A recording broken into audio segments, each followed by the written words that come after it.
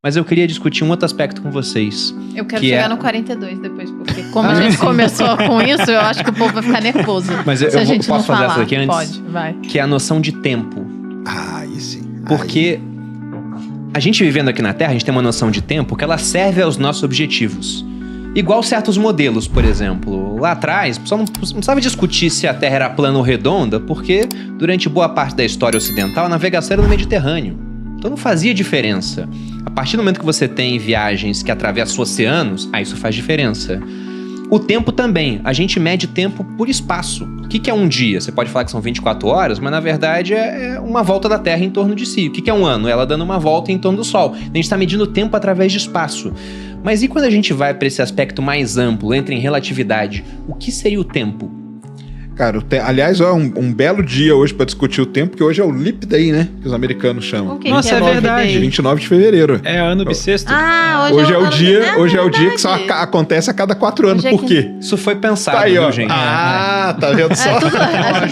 Dá um aumento pra produção, dá um aumento pra fazer esse podcast. Tudo é planejado, gente. É o dia, hoje é o Leap Day. Pra quem não conhece, em inglês a gente chama de Leap Day. Inclusive, feliz aniversário a cada 4 anos pra quem faz aniversário hoje. Exatamente. É um dia especialíssimo aí pra quem nasceu no dia 29 de fevereiro. Cara, mas, o tempo é uma das coisas mais complexas que tem de entender, de explicar. É uma coisa muito abstrata, porque eu falo, né, que você fala assim, me dá dois copos d'água, você me dá 2 segundos. O que é 2 segundos, cara? Entendeu? Isso não existe. É um negócio muito abstrato. Até o lance lá que a gente tava falando de representar o tal do espaço-tempo, que o pessoal usa essa analogia do elástico, e aí você vai na simulação, cara, é muito complexo, é muito abstrato, e a gente tem o nosso tempo baseado em convenções, né?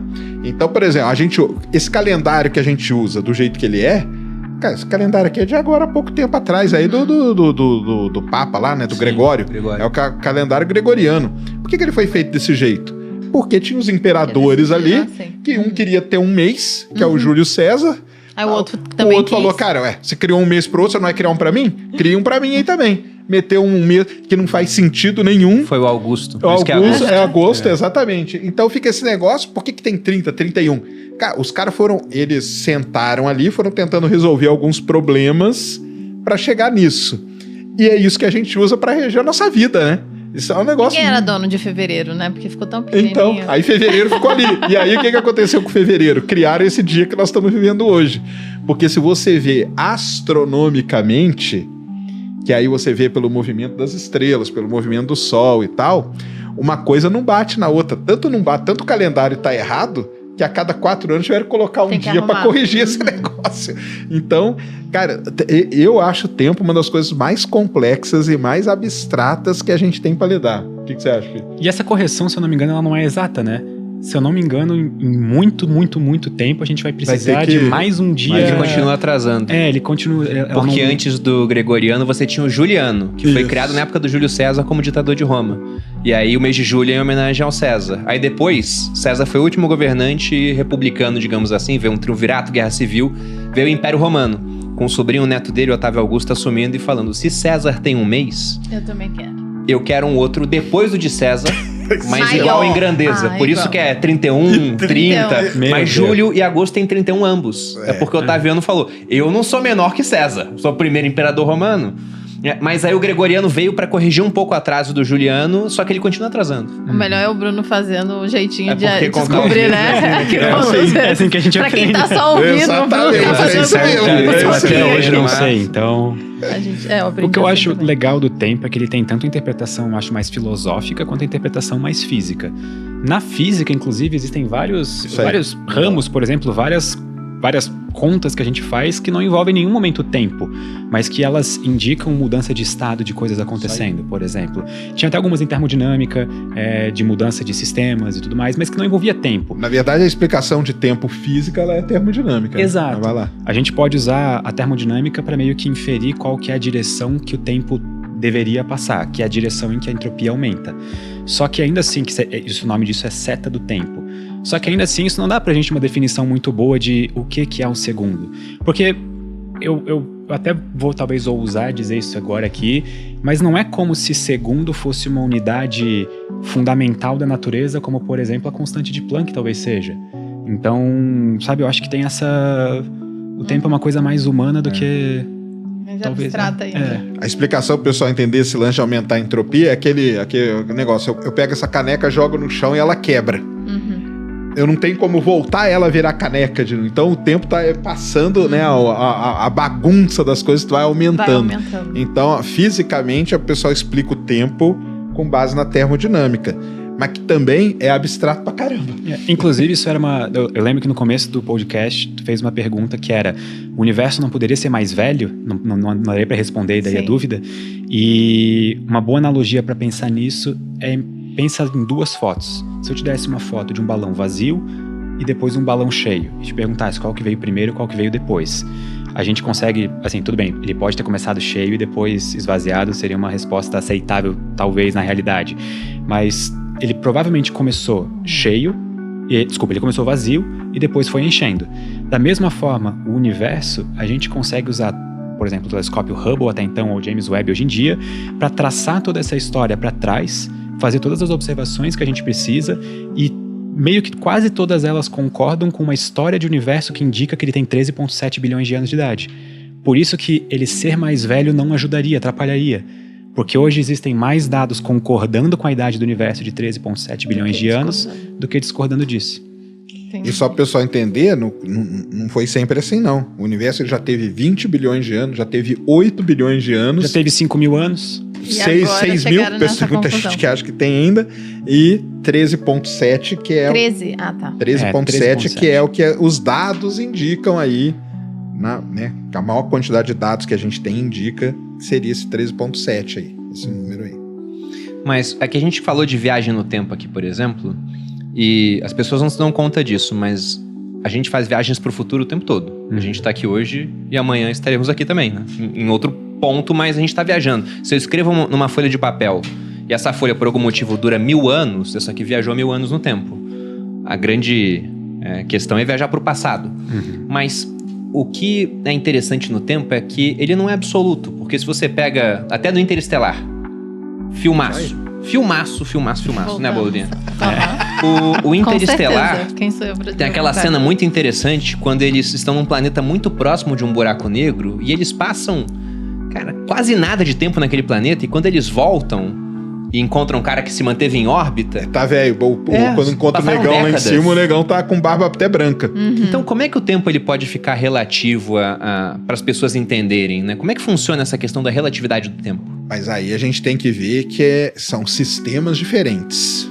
Isso aí é até importante a gente falar, porque nós vivemos num sistema... A relatividade aqui pra gente, não acontece nada. Nós vivemos num sistema newtoniano. Quando você chega num ponto, que aí no caso vamos pegar o Interestelar, ou até mesmo aqui do Sistema Solar, a gente tem uma situação dessa, que é Mercúrio com o Sol, entendeu? Mercúrio está tão perto do Sol que ele sofre efeitos relativísticos ali. Mas vamos pegar o caso do Interestelar. Buraco negro.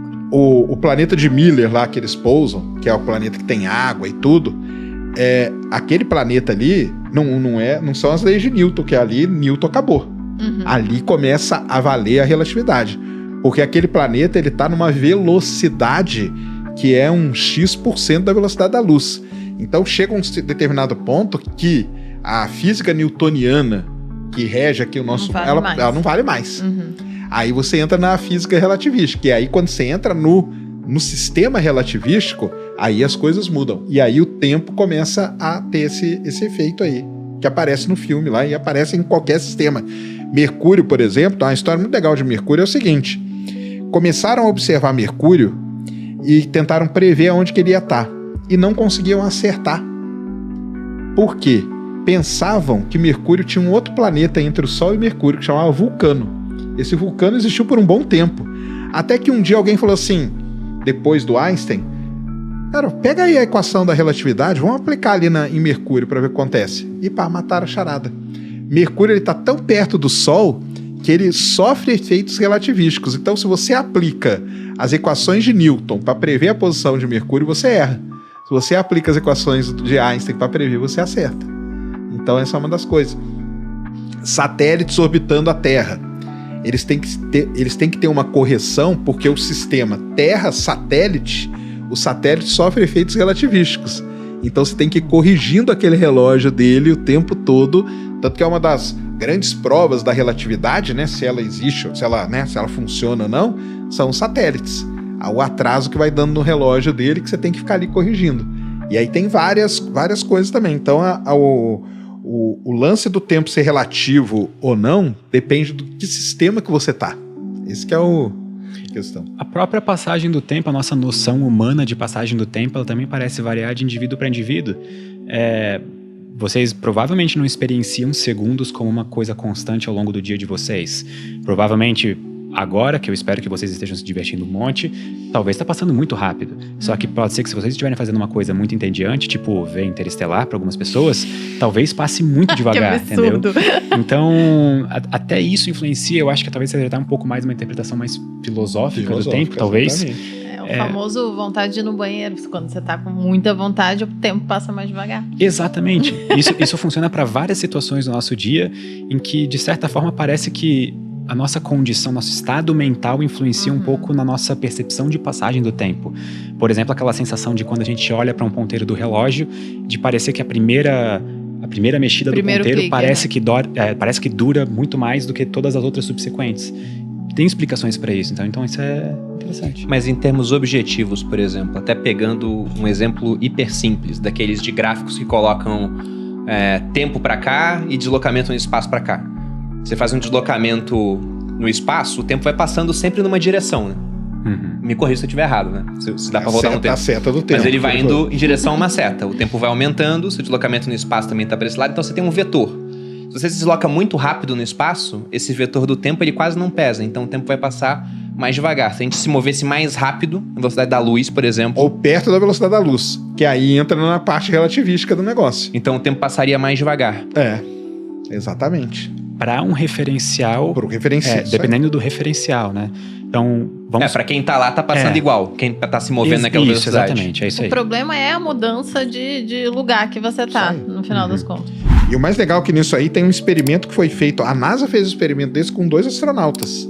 O Mark Kelly e o Scott Kelly, que são irmãos gêmeos. O Scott Kelly passou 1 ano no espaço. 340 dias, né? Vamos aproximar para 1 ano. Viajando, né? Então ele tava viajando a 27 mil quilômetros por hora, porque ele tava dentro da estação espacial. Ele tava mais rápido. E o irmão dele aqui na Terra. Sim. Ele tava mais rápido.